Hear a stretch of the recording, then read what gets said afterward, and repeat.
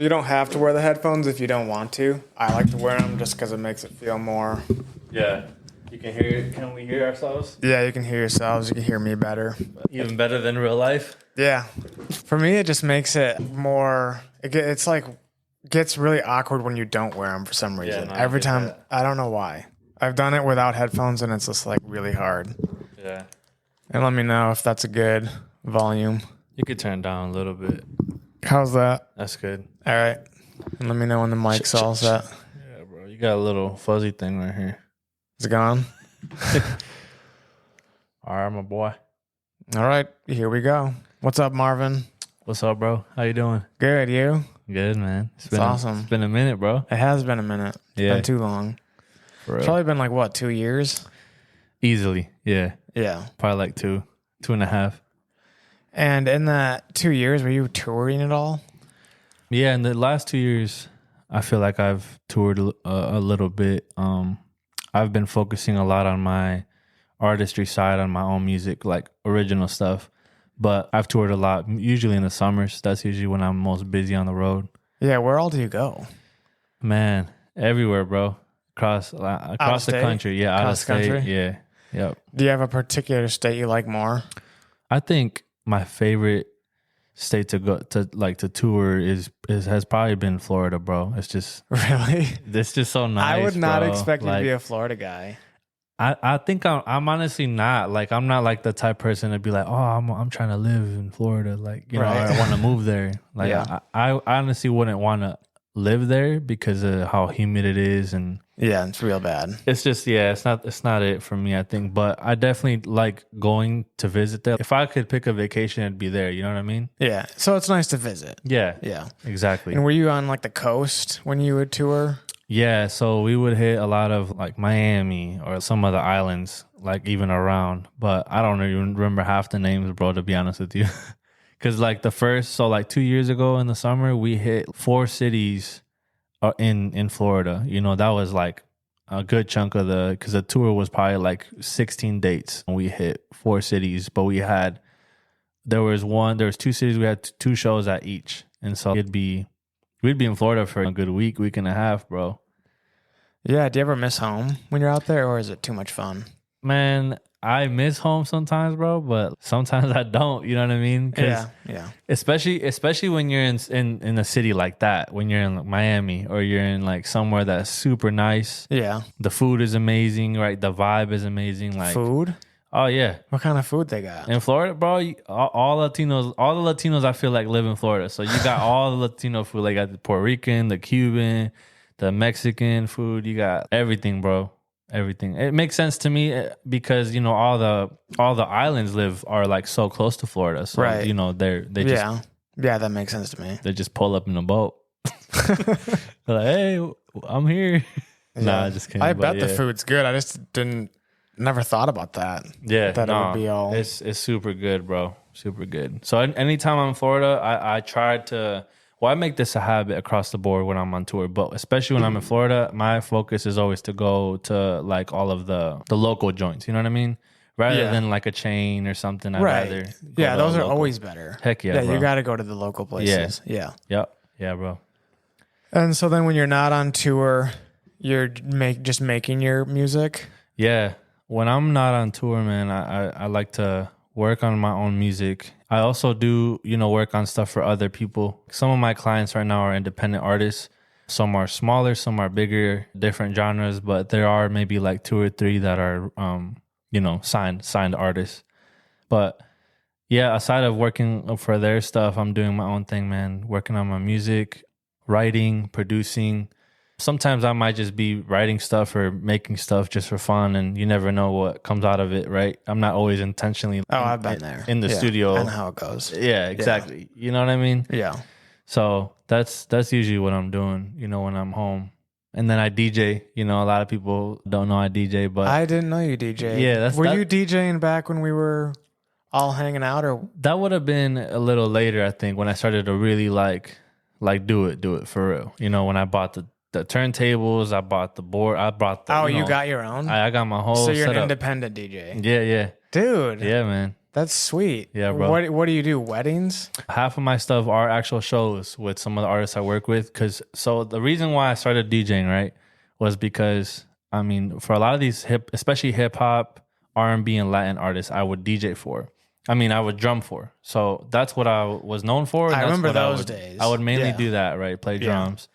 But there came a point where there'd be shows or dates where we could go to and they could bring me and they could afford it, but it wouldn't make sense to bring a whole drum kit because you know how it is with that too.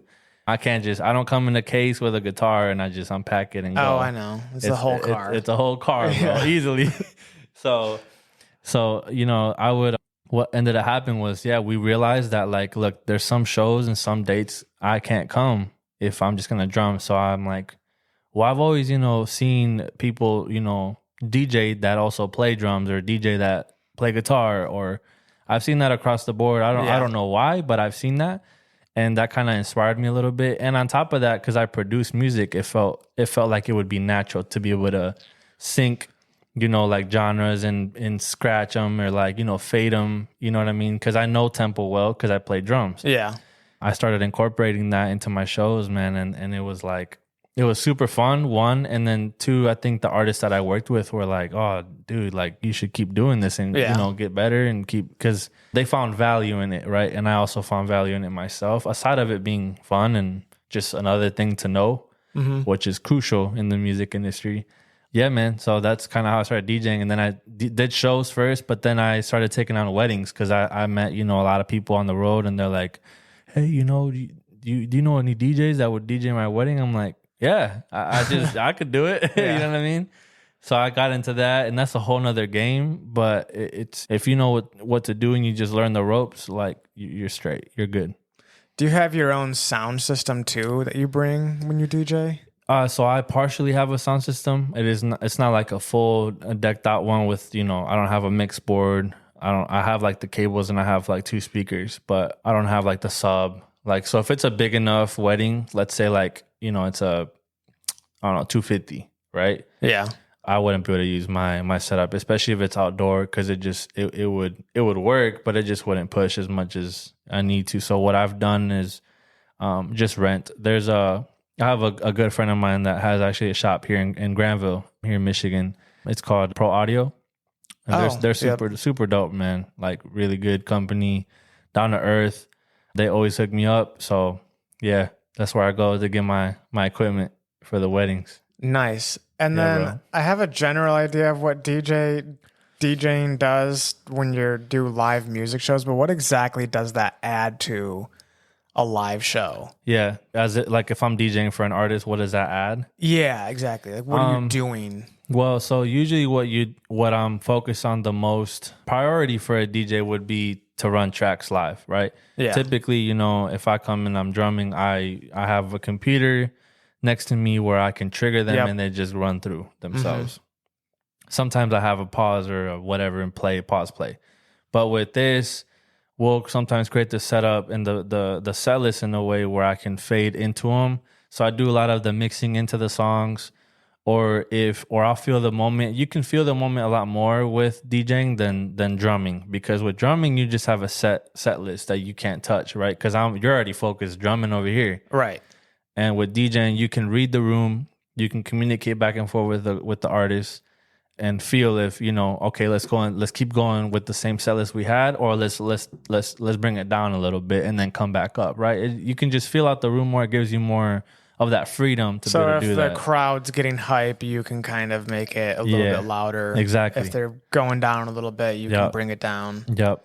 And that's priority for a DJ. Like that's their main job. But then it would be like scratching, right? Like little effects like that, giving that scratch sound, of a DJ. And then also like, just effects. I like to use a lot of effects too. And you just add that live, right? Exactly. Oh, that's gotta be fun. Yeah, man. So it's fun. I would be the guy who overdoes it for sure. Oh, trust me, bro. There's plenty of DJs that overdo it. Yeah. And I going into this, I was like, I'm not gonna be that DJ, bro. Like, you're more self-conscious with the horn. They're like, bro. I always hated, bro, when I go to shows and DJs do that. So like, I made that, my thing. I'm like, I'm not gonna. Well, I'm sure playing drums adds to that because as a drummer you can't overdo it either. Yeah. You've gotta keep the beat and you can't be doing fills nonstop because people do that too. Right. Exactly. Yeah. It goes across the board as a musician. So I'm sure that bleeds over into DJing. Yep. So you got the idea of how to do that. Yep. That's pretty cool. Yeah, man, because you're as a DJ, you're playing like actual songs. It's not like I'm a drummer, right, playing a beat, or I'm a guitarist playing, rhythm. No, it's like a whole song. So it's like you gotta know and understand that let the song do its job, and people will love that, right? Yeah, I think there's a balance. So I've learned a lot, man, from DJing over the last 2 years, and so it's been awesome. Yeah, man. And what got you into from being a drummer into DJing? Yeah, I think it was just, that, bro. Honestly, going from, like I said, like some of those artists we realized it just made more sense, to bring a DJ out instead of the drummer, which was me too. You know what I mean? And do you ever do both? It made more shows? sense. No, I can't do that. Yeah. There's no way. But like switch songs?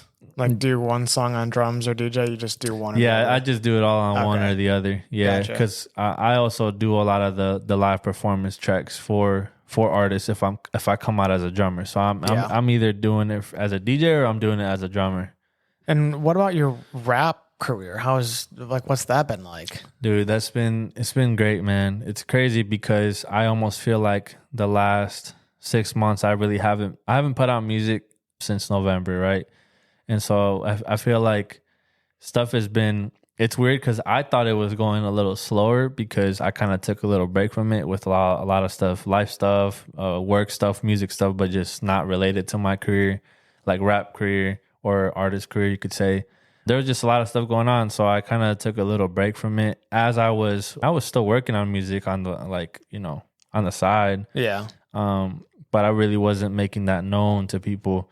A lot of people don't know I have a lot of music ready to go, but it's crazy though, man, because, and I say all that to say though that, I've had a lot of bookings, bro, come up out of nowhere, just, for the artist side of me. Like a lot of people have asked like for me to come out and, perform. And so it's been crazy because I haven't been promoting that side of, of STIXX per se, Yeah. I've just been promoting the drummer side of me or the DJ side or the producer side because that's mainly the stuff I've been working on right now. But so yeah, man, I'm really excited though because I got a lot of stuff in the works, a lot of stuff ready to go. So yeah, this summer I'll be dropping some stuff. So I'm excited about that.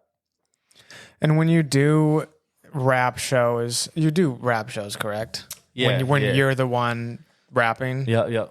What is that like? Do you have to bring a band with you or do you just bring your whole DJ setup and push play and go for it? Well, yeah, that's the nice thing, man, is like there's so many ways to go about it. It all depends on, and I'm sure you know this too, like the room. It depends on the venue, it depends on what they're trying to look like, what they're looking for.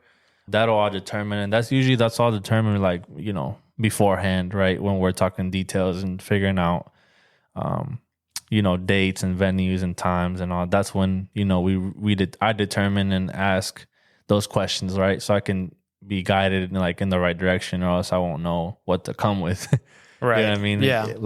Last November actually, when I released my last song, it was more of like a show, like a bigger show, and the venue was pretty big, and so then I was like, okay, since I knew that I was gonna be performing with a bigger artist, I was like, all right, I gotta bring it. So and it made sense across the board because they were going to have the right speakers for it, right?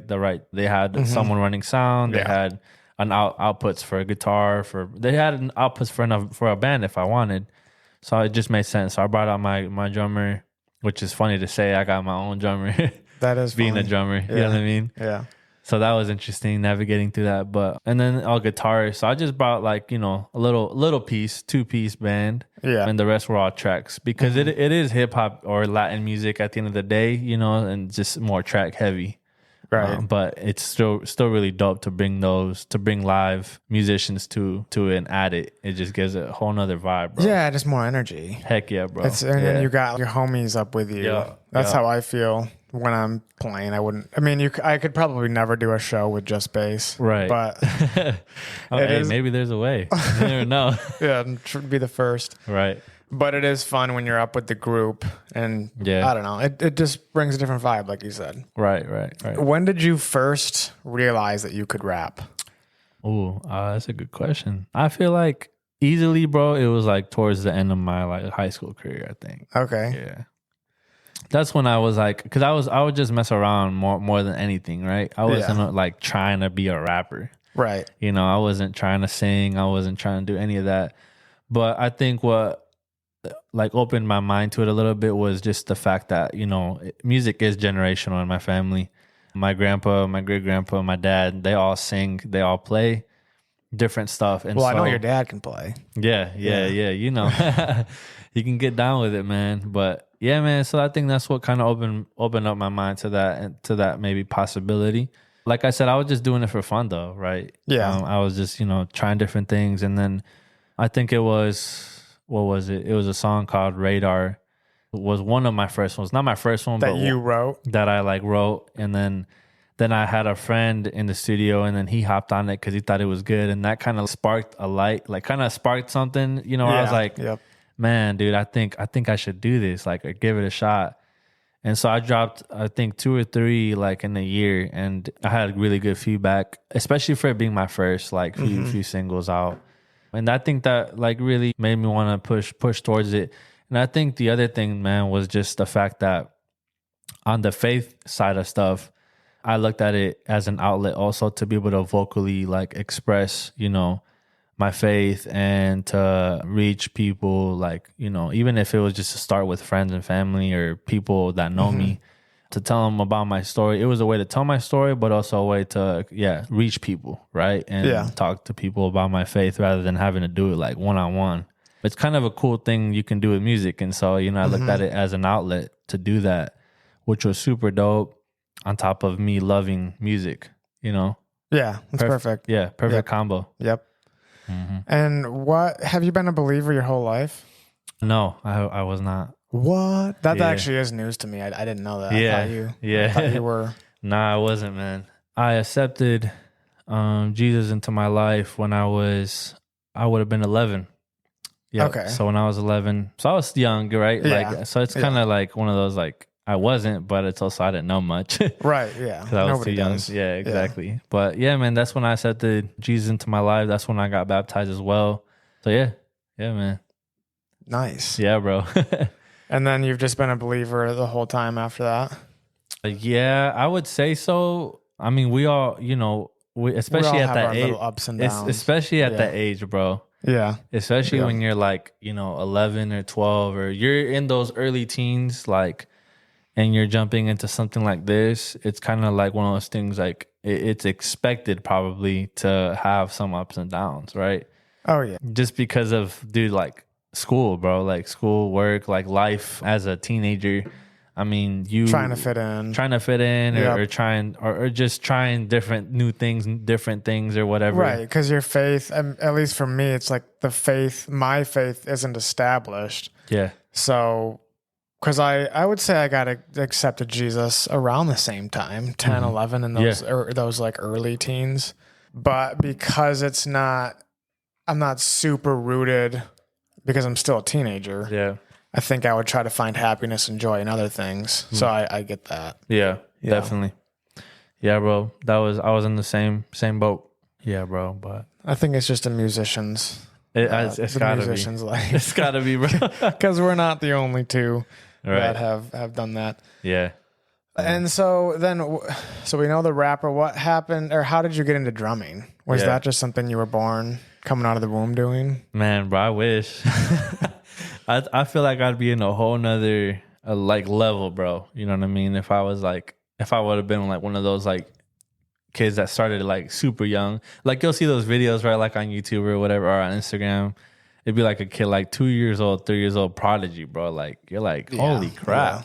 Yeah, I get that with the bass too. Yeah, bro. Yeah, Especially that one kid that plays bass. Yeah, I know. I can't think of his name. I know who you're talking about though. Dude. Oh yeah, it's crazy. Gosh, dude.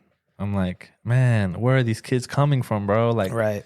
Why couldn't I come through from where they came from? I always thought you did though, because thanks, man. at Appreciate least I'm not going to say names because I'm not going to get in trouble. But where I was around, it was like there was nobody who drummed like you. Yeah, yeah. So it was just like you were blowing everybody out of the water. Yeah, thanks, man. No, I mean, I can't take, and like I can't say that it wasn't, like something that was there, because I also do believe firmly for sure that it was definitely like a gift from God, bro. Yeah. You know, and it wasn't like a coincidence that it also was generational, and that I was like it's a blessing, and I still think about it to this day, like how I was the first generation in a sense to take music and not glorify the world through it anymore, right? And kind of like cancel that generational curse per se, start honoring God through it and using it to actually like just be a light in the world and not make a bunch of, trash music, right? That's really doing nothing good for people. Yeah. So yeah, bro, with drumming though, I started actually when I was 11 too. So how that happened was I accepted Jesus into my life that year, got baptized. So I accepted him in like January or February. Then I got baptized in the summer. Smart. Yeah, for real. and then in the late fall, my dad, which he was the worship director at the church I was at the time, he brought that up. He's like, "Hey man, like, we got a guitar, a bass, and a drum kit. You down to like learn any of these?" Because at that, bro, it was just him. Yeah. At church, it was just him. He didn't have a lot of help at that time, and it was a super small Pentecostal church, like Spanish Pentecostal. And so I took that as an opportunity, man. And I'm like, yeah, it'd be super fun. And I've always loved the drums, especially as a younger kid. Every young kid just stares at the drums, bro, because all you hear is just noise. You know what I mean? No, but aside of that, though, for real, bro, I really wanted to learn drums, and I think that when he brought that up, it was like, I was like, yes, you know what I mean? Definitely. Like, is there anything that made the drums stand out to you other than just the noise? Yeah, I think, bro, like the rhythm of it, because I feel like the drums really are like almost like the heartbeat, you could say, to the music in a sense. Yeah, like they're like the foundation of the music, no matter what genre. Because they give you the rhythm to dance to or to move to, or you know what I mean, to bob your head to. And so I've always thought that was so cool, and I've always just loved the sound of drums, like aside of the noise stuff. I genuinely always loved like just the sound, right, of drums, because they all have their own sound. You know what I mean? Then there's million, like I feel like there's so many type of drums really out there, right? Yeah. And so yeah, man. I was like super down. My dad was like, okay, my dad wasn't the best at drums, which is funny. I picked the instrument that he wasn't the best at. Like he knew it, but he could only teach me like the very basics, bro. That was all about he knew. And so when he, brought it up, I was like, okay, I'm down. He was like, all right, well, I only know the basics. So you're going to have to like either teach yourself, or I can find, because he had musician friends, right? Or we could get someone to help him out. But nah, bro. It was crazy because after he taught me the basics, I ended up like teaching myself. So I loved going to concerts. 1, 2, I always loved going and watching just like some of the friends that he, played with or jammed with were great. And so I'd go and just shadow them in a sense. Some of the drummers. Okay. Yeah. And so that was where I got a lot of my you could say my style of playing was from watching people and also going to concerts. And my style of playing really does come from all the genres I listen to, because since I was a kid, I loved listening to everything, bro. Everything. Right? That's the best way to learn. Yeah, if bro. You can implement all types of genres into your playing, dude, it's like a one-of-a-kind style. One-of-a-kind style, bro. It's not this generic, you know what I mean, kind of style. And so bro, that's really how that came about, how drumming started. And I was pretty much self-taught.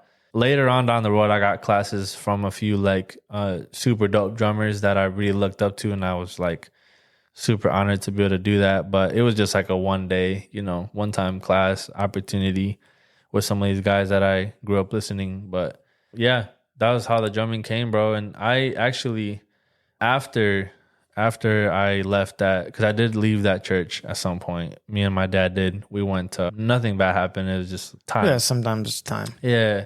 So, and then, after that, what happened is he started going to another church because he had got remarried. And then I started going to Central Wesleyan, which is in Holland, pretty big church.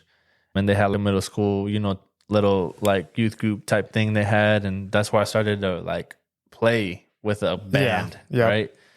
And that was when I learned how to play with a click and like metronome, learn how to play with a guide and people in your play ears, with the ears, learned what that was. And it was crazy because even at that little church, bro, we didn't have that. We played with a wedge with a monitor, right? Yeah.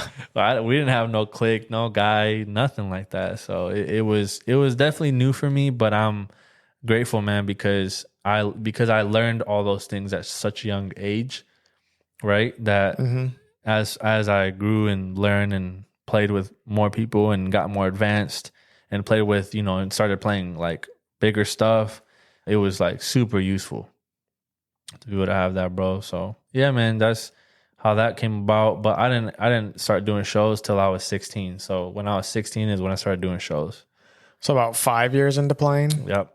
That's a good amount of time. Yeah. Yeah. Yeah, man. And it was like small shows, right? But it was still like shows, and it was like super exciting. Like, being a teenager and being able to say I'm doing shows, you know what I mean? It was always super cool, man. It is.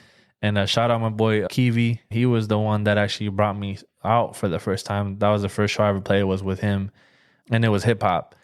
And at that point, I had been actually going to the Edge hip hop church over here in Grand Rapids. You were there for a while, weren't you? I was there for a minute, bro. Yeah. Okay. Quite a few years. He was really one of the first, people to bring me in, bro, like there and teach me some of the ropes of the music industry and guided me in the right direction.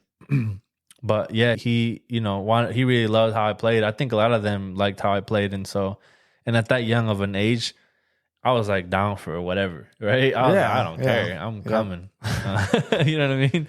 So yeah, bro, I started like, playing the shows with him, and then everything just built on top of each other. Like it was either I'd meet someone or he'd meet someone, or he'd connect me, or the person I'd meet at a show or a festival, or whatever, they'd connect me, and then literally do like God started making all these connections for me.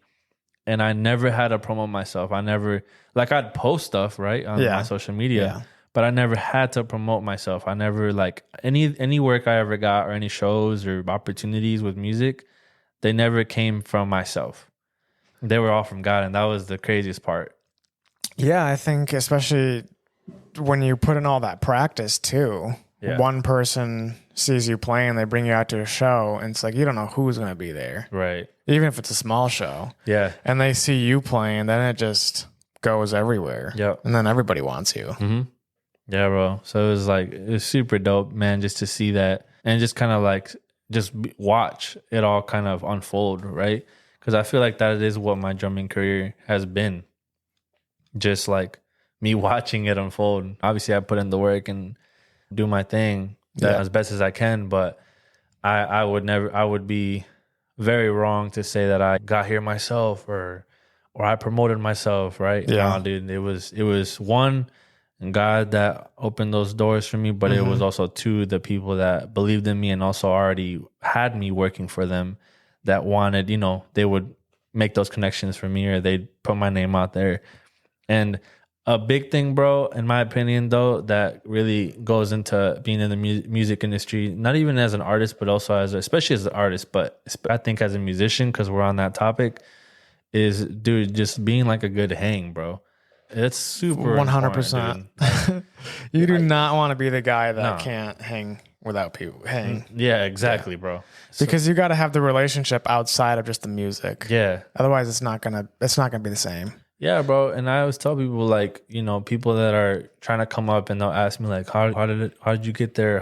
What can I do? Or I always tell people, bro, like, number one advice is just be genuine. Just be just be you. Yeah. Don't try to pretend.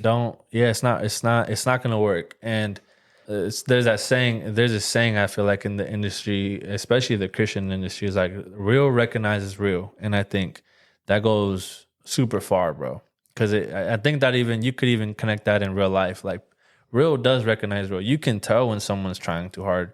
You can also tell though when someone's being ingenuine. I think that that's crucial in the industry, but just across the board, you could take that into any industry. And if you're not genuine, you're not a good hang, you're not a good laugh, you're not a, you can't just like literally hang out and talk and have a normal conversation with someone. It's not going to work out. You know what I mean? Oh, I know what you mean. Yeah, bro. So I would have that when I would play. I'd have drummers that were friends. Yeah. And then I would play with drummers that were better, for lack of a better term, than them. Yeah. But I would play better with the other people because they were actually fun to hang out with. I knew them on a personal level. Mm-hmm. And then I feel like people can feel that when you're playing it too. Yeah. When you're locking in when the bass and drummer are locking in on more than just the beat, it's like there's that friendship connection in there too. Right. It just gives it a whole better feel. I agree, bro. 100%. Especially because you and I played before together, and it was always a vibe, bro. It was. Yeah. It was short-lived, but it was cool. Yep. So yeah, no, definitely, man. I think that's what got me to where I am in my drumming career, and it's still, it's funny because I'm still young. Like how, I'm 24, so it's crazy how much I've done already and where I'm at 24, and just how much more there's left, because there's like way more that I can see ahead. Obviously, that's up to God, but a lot of opportunities always coming up, and I have some bigger stuff in store that I'm excited about. And I think that, like I said, none of those things could have ever happened without God, the people that I work with, the relationships I built, and just trying my best to be better every day, but also just being genuine. Yeah. You know what I mean, bro? Just being real. Yeah, I know what you mean. I think that's a perfect place to end this episode. Yeah. And what's crazy is you say you're young at 24, dude. I'm 30 now. That's crazy. Isn't that crazy? Bro, that's wild, bro. I know. Hey, you still look young, bro. You look good, man. Thank you. The past couple of years, to be honest, I've been taking better care of myself, eating healthy and exercising more. Yeah. Getting them gains, you know. Yeah. Yeah, it's something we talk about quite a bit on this podcast because I have mostly guys come on. So it's always like working out and eating. That's just the thing these days. That's funny. Hilarious, dude. But anyway, thanks for coming on, man. I thought it was a great conversation. Yeah, bro. Appreciate you having me. Yeah. Bro. Definitely have to have you on again sometime, but I know you're a busy guy. So thanks everybody for listening, and have a blessed week. Bye. Peace.